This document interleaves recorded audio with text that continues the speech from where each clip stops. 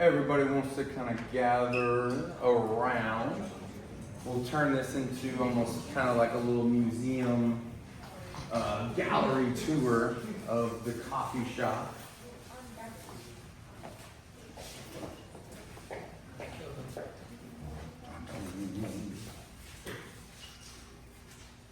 Got my notes to stay on track. So.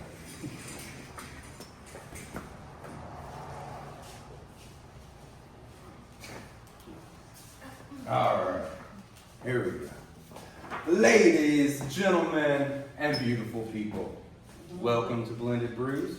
First off, I'd like to thank some people. Number one, I'd like to thank Ashley. We've had a roller coaster of a year.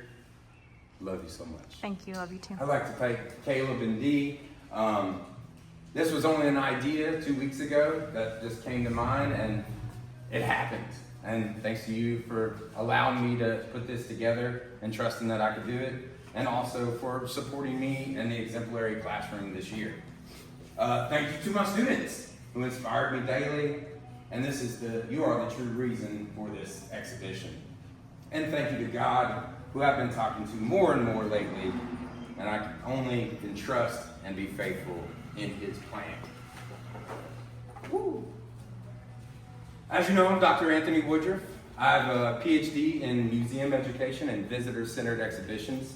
My dissertation focused on the museum experiences of adults with developmental disabilities and gave them a voice in their needs within museum spaces. But what is museum education compared to what you guys are used to? It is including all perspectives. So, number one, you don't have to like any of my art or even agree with the opinions. Museum education, it allows everybody to share their perspectives openly, and as a museum educator, accept those perspectives. Museum education is also free choice learning, where somebody walks into a museum, they don't have to learn anything. They can just have fun in the environment. It's about making that environment accessible to all learners and making it fun and engaging so people want to return. And what I've done is I've taken that research and turned it into exemplary classrooms. And my art classroom at Reidland was exemplary, where students had the choice in their education in order to create an environment that is non-domineering and non-oppressive. A space for learners that encourages empathy, caring, and the openness to others. The classroom environment, I believe, is crucial in curriculum development and a pedagogical tool that has the ability to foster a sense of attachment and well-being in students. Partnering with students to offer them a shared approach in their learning environment facilitates their ownership of the space and their sense of belonging. Classrooms should belong to students, and schools should belong to the community. I believe students are the masters of their education, and teachers, administrators, and district leadership should be willing to learn from them. Which leads us into the art show portion of the evening. And the third rule in my classroom, anybody remember? Come on. Try your best and ask for help. So this first painting here of Breonna Taylor, students helped me with that. Students at Graves County High School, when I was there, I had some amazing portrait painters, and they helped me with several aspects of that painting. So what we'll do from here is kind of like a little museum education tour. I'll talk about each one of the paintings, and if you all want to talk a little bit more about them and discuss them, we can. If we want to move on to the next one, we can move on to the next one. So totally your choice in how we talk about each painting.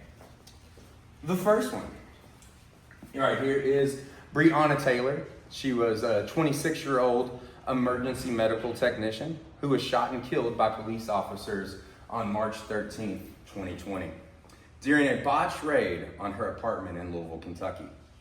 The officers were executing a no-knock warrant and entered her home unannounced. Taylor's death became a focal point in the movement against police violence and systematic racism.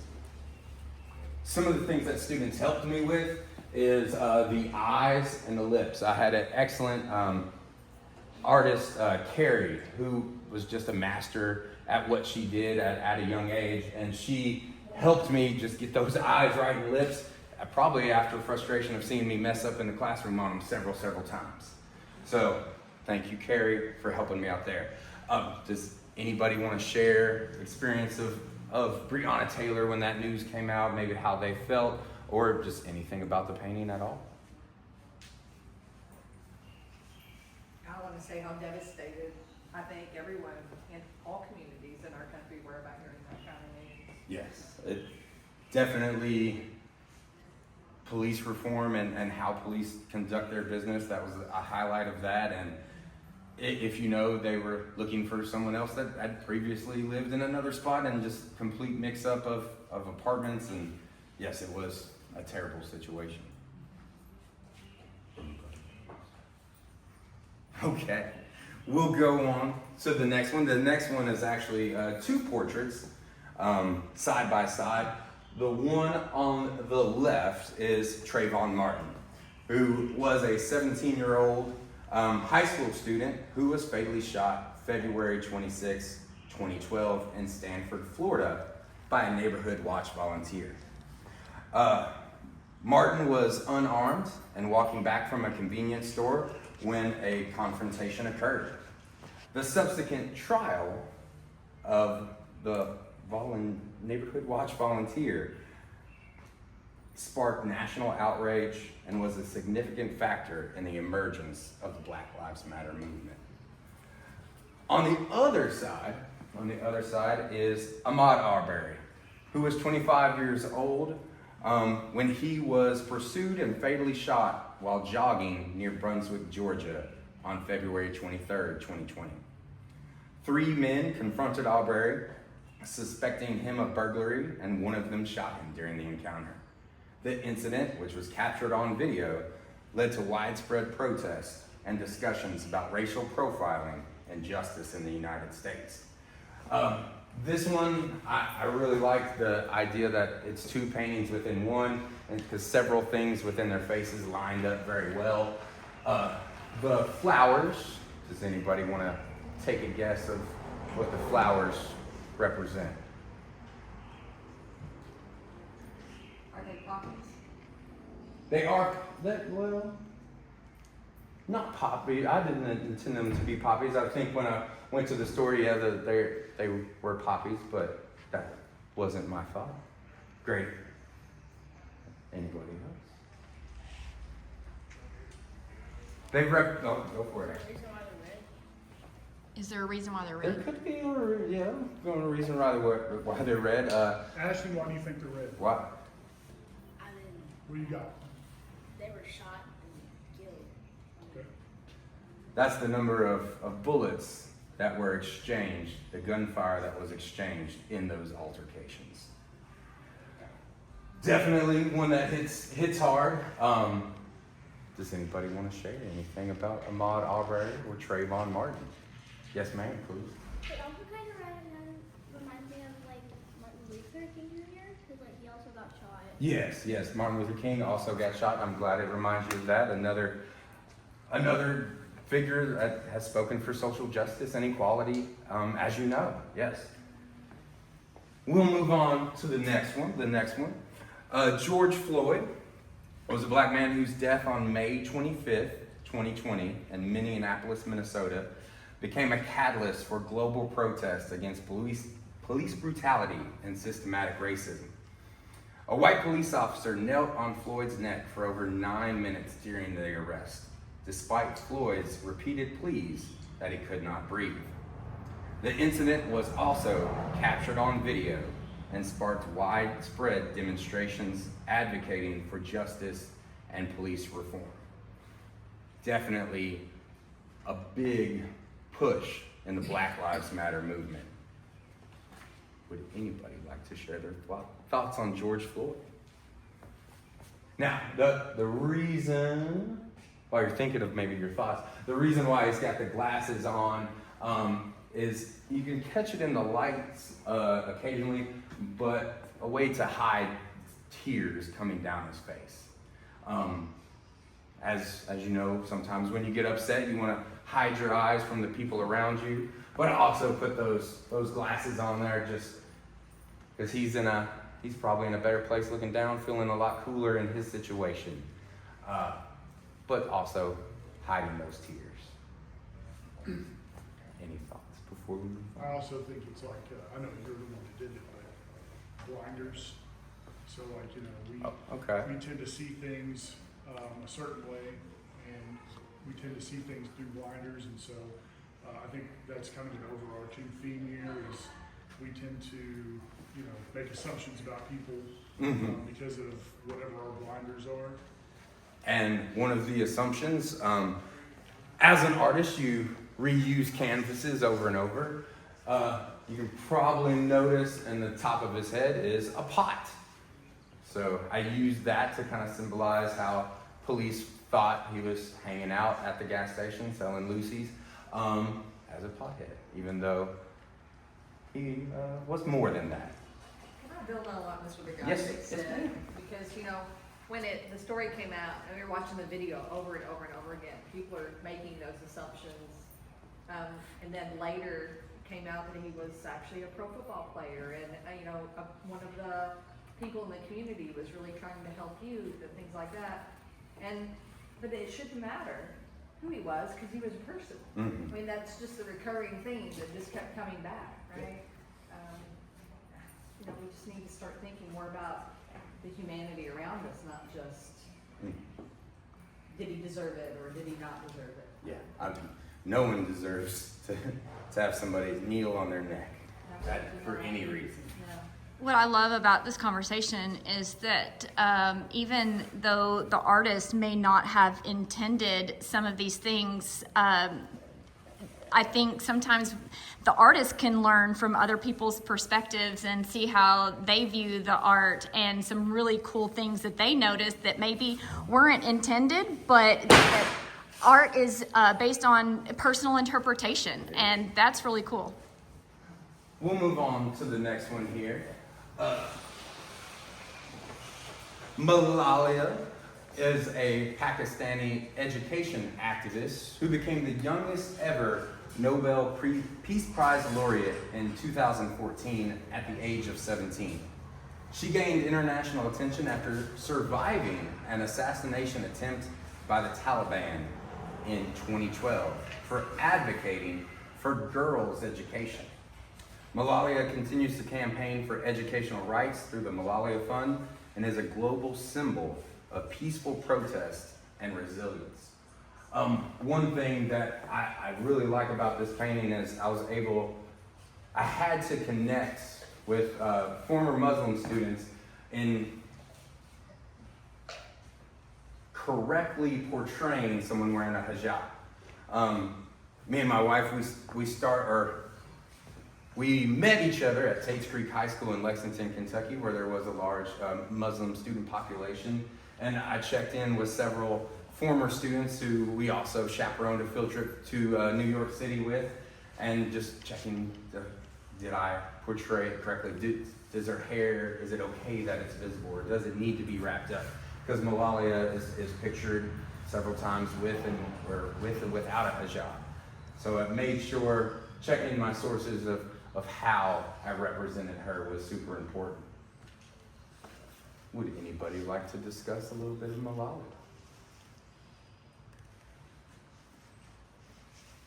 Don't we take advantage, we take it for granted that we have the right to go to school, Yes. and she didn't. Yep. Girls, fighting for girls' education. Little girl power there, right? Okay. Well, we'll move on to one of my favorites, Title 42. Title 42 right in the center. This piece reflects one of the most harrowing aspects of recent U.S. immigration policy. The separation of families and the use of Title 42 to deny asylum seekers entry.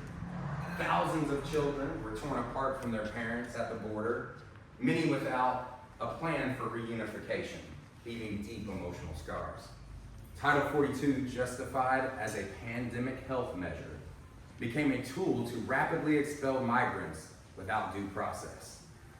Fleeing violence and poverty, this work honors those affected. The children in detention centers, the parents left behind, and the asylum seekers turned away. And stands as a call to remember that behind every policy are human lives that deserve dignity and compassion. Well, this particular child wasn't based on anybody. It was just based on my thoughts and feelings of that scene. And immigration is definitely something that speaks to me and my family. My great-grandparents immigrated here from Monterrey, Mexico, where I have a deeper connection with Mexico. And every time I visit, I get that taste of home. And sadly, I wish more people came to America and got that taste of home as well. This piece obviously has the chain link fence on there. And within each of the pieces, you can see where I play around with the 3D aspect, including something beyond just paint in my paintings. Would anybody like to discuss Title 42 a little bit more? Or any thoughts and opinions to share? Yes, sir? Is there anything to do with the age of the person? I would say the age would be probably within that 4 to 6 year old range. Obviously a young child, but still. Why did that age? There's an innocence to that age. And whereas if I got you and you've got a little peach fuzz, you're a little less innocent. And I'm definitely trying to appeal that these children were caught up in a situation that they had no control over. Whereas if I might have gone a little bit older, it might not have hit the same way. It's kind of a shame that we see people almost as less human the older that they get. So that's kind of sad. I was just gonna say that a lot of those kids are still not with their parents, and a Yes. lot of them we lost. We don't know where they are. And the situation continues to develop today. Yes, Have you there thought are. about doing like an updating, like maybe with her maybe older looking out, something like that? There are several issues or several political issues, injustices, and almost to me there's a list. Right. Right. I just at home I finished the background for my reaction to what's happening in Gaza right now and in Palestine. Yeah. That is terrible, and yeah, I haven't even had the chance to really reflect through that through painting. But yes, definitely there will be more to come with issues that happen at our border as well.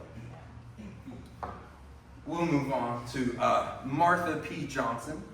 Martha P. Johnson was a black transgender woman and a prominent LGBTQ+ rights activist. She played a significant role in the 1969 Stonewall Uprising in New York City, a pivotal fight for LGBTQ+ rights. Johnson dedicated her life to supporting homeless trans youth until she was found dead in the Hudson River. Her advocacy and activism have left a lasting impact on the LGBTQ+ community.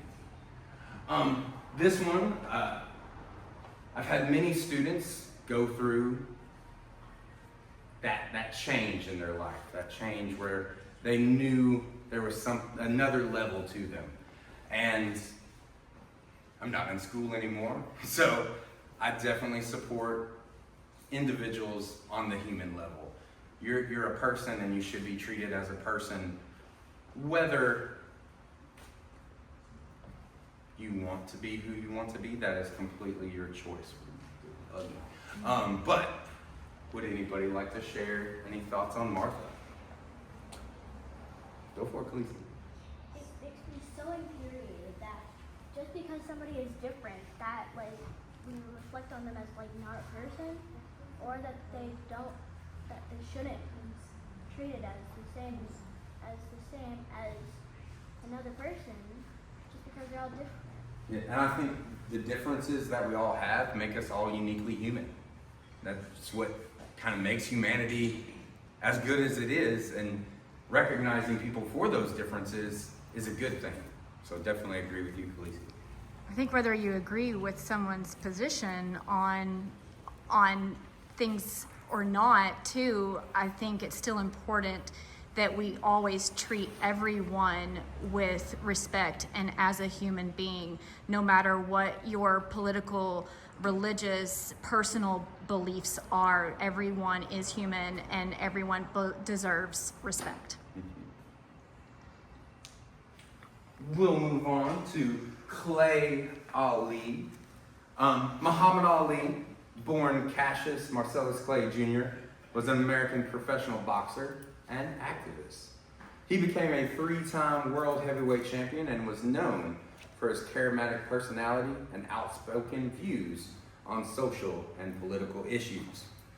Ali refused to be drafted into the Vietnam War, citing religious beliefs and his opposition to the war, which led to his arrest and the stripping of his boxing titles. His activism and athletic achievements made him an enduring symbol of resistance and pride. The way that I captured Ali here is an older Muhammad Ali, retired from boxing, but still kind of stuck in who he is as a person. If you don't know a lot about Louisville, West Side Louisville, where he's from, is poor Louisville. It's black Louisville. The other side, East Side Louisville, is rich Louisville, is white Louisville. So it's also him pulling from his upbringing to where he ended his career, and hidden in his sweater is also a map of Louisville. I know Hunter has my flashlight. That can kind of see the background in there. Also in his hair is just the repetition of Clay and Ali several times. Thank you, sir. With the light, I know we can see the heart. There's some streets, but the heart is where his house, his hometown house was as a young child. Thank you. Muhammad Ali is the only person on this wall who've had the opportunity to shake his hand. I was really young in Louisville at a restaurant with my grandparents and mom, and all of a sudden there's a big commotion, and mom forces me to go shake this man's hand. And of course I was probably 5, 6 years old. I had no idea the significance of it, but I still remember it. It took me a while to figure out who he was, why he was such a big deal, but I still remember that handshake, big old giant hand, big old like huge hand. Of course I was little. And I've got his signature on a napkin that is hanging in our bedroom. Does anybody have any thoughts, opinions, anything to share on Muhammad Ali? All right, we'll keep going. The next one here. Don't Be a Sheep. This is a parody portrait of Jacob Chansley, often referred to as the QAnon shaman. Captures a figure who became a visual symbol of the January 6th Capitol insurrection, a day that marked a profound rupture in American democracy. While some view Chansley as a leader amid the chaos, his horned headdress and painted face masked the dangerous reality of a mob attacking the very foundations of the nation. His actions alongside others that day did not represent patriotism, but a betrayal of democratic values, turning the world upside down as the U.S. Capitol was stormed. This work is not a celebration, but a condemnation, a stark reminder of how delusion, misinformation, and violence can disguise themselves as conviction with devastating consequences. Don't be a sheep. Some of the hidden things here, he was not wearing sheep horns. He had ram horns, so I changed the horns into some sheep horns to kind of go with that. A lot of things that were said during that time were people being sheep's followers, not being leaders. I also put the Nazi SS symbol on his chest. He had a different tattoo on his chest, but a lot of stuff coming out that time was a lot of hate towards other grous. Out of spite, I made the beads in his headdress rainbow and transgender flag colors. Just if you ever saw it, it might piss him off just a little bit more. And then the spear, as you can see, it's got green blood to represent the stabbing of the Statue of Liberty, another important thing in America that represents our freedom. Does anybody want to share their thoughts about Don't Be a Sheep? Okay. This one here on this wall is Harvey Milk. He was the first openly gay elected official in California. Serving on the San Francisco Board of Supervisors, he was a passionate advocate for LGBTQ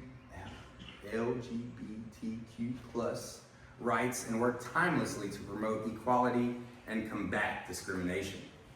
Milk's tenure was cut short when he was assassinated in 1978, but his legacy continues to fight for those rights. This one was in the classroom all year long. I brought it into school towards the beginning of the year in the hopes that I would find time to finish it. And it stayed on the shelf all year long, pretty much, because as a teacher, that time that you think you have, you do not have. I was finally able to finish it on Thursday, and brought it directly here after finishing. I just needed about 3 hours of time to do that, and I could not find 3 hours in the school year to do that. Things on that, in the background, I've probably, again, words kind of like Clay and Ali become important. It just says milk over and over and over and over in the blue. Probably wrote milk thousands of times. Then the drippiness. Last year, kids painted wanted the truck bed that they painted to be drippy on the inside. So thanks to you all, I've incorporated a lot of drippiness because drippies are cool now. And drippies have always been cool.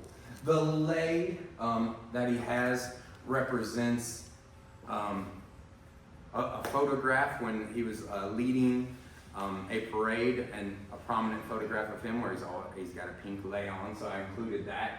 And if you could not tell, Mr. Milk was also in the Navy. So a veteran, after his death, the TAO-206 is a Navy vessel named after him in his honor. How many people think it looks like Barack Obama? Kind of. A lot of kids said that as well. Very same facial structure. Yes, very same facial structure. Does anybody want to share thoughts on Harvey Milk? Okay. Well, we won't go inside, but on the other side of that wall is the last painting I'll talk about, which involves another sad tragedy. Eva Morales and Emma Garcia were both passionate educators and fourth grade teachers at Robb Elementary School in Uvalde, Texas. On May 24th, 2022, those two educators were killed trying to protect students during a mass shooting. Their bravery and commitment to their students are inspiring as teachers go above and beyond for their students on a daily basis. Though when you go in there, I know Hunter can help you with this. He's got the black light flashlight. When you open the door, I with black light paint, I kind of put warrior face paint on those women to represent how they fought for their children or for their children in the last moments of their life. Does anybody want to talk about school shootings. or the painting, Khaleesi, yes ma'am. I don't know why anybody would kill four children, four teachers, because teachers are not paid enough, and also the students. What did they ever do to you, bro? Yeah. School violence and mass shootings are a tragedy we can't solve here today. We have the most school shootings, and it's really terrifying. But that's not something to be proud of. It's not. It's not. One of the roughest trainings that I had to go through as an educator at Graves County was a mass shooting drill, where teachers are in the hallway and then a trained police officer came in with an AK-47 and started shooting rounds. And of course, everybody's They were diving blank in- rounds. Or yeah, blank rounds to get the sound effect, and then you have to react in the moment. And definitely for teachers, reacting to that in a drill was very hard for them, emotionally hard for them. Well, I'm done talking about my paintings. All of these individuals, through their lives and actions, have significantly contributed to ongoing struggle for social justice, equality, and reflection. Their stories serve as powerful reminders of the impact one person can have in advocating for change, which leads us into the tell portion of the evening. As you all know, I was not invited to return to Reidland Middle and Intermediate in the form of a pink slip. Educators willing to voice their opinion, do what's best for students, or have become leaders within the building themselves are often targeted. There is a pattern of unprofessionalism that has created a hostile work environment where current administration feeds from the desire to control, but has little ability to collaborate, communicate, and lead. I brought several things to the attention of Mr. Hunt, like some great teachers did before me, hoping to put an end to that pattern. Overall, I left that meeting disappointed, not knowing my future or Reidland's future. I believe Reidland is sick, and gotta ask yourself, how do teachers feel knowing that even the doctor can be forced out? Teachers feel very unsupported right now from the district. We have spoken and voiced our concerns, and we see where that's got us. It is no longer in our hands. Returning back to exemplary classrooms. Classrooms belong to students. Schools belong to the community. This is now in your hands to take control of your education in Reidland. I encourage you to contact Mr. Hunt. I encourage you to speak for Reidland at the next school board meeting, which is June 19th. I suggest you get there at 5 p.m. so you have plenty of time to sign up on the sign-in sheet. The meeting starts at 5:30. But here's some advice. Voice your concern and anger through kindness. Much like these paintings, you don't have to agree in order to have collaborative conversations. Be smart. Ask yourself, how would I be perceived by the community? Hate and fear do not move Reidland forward.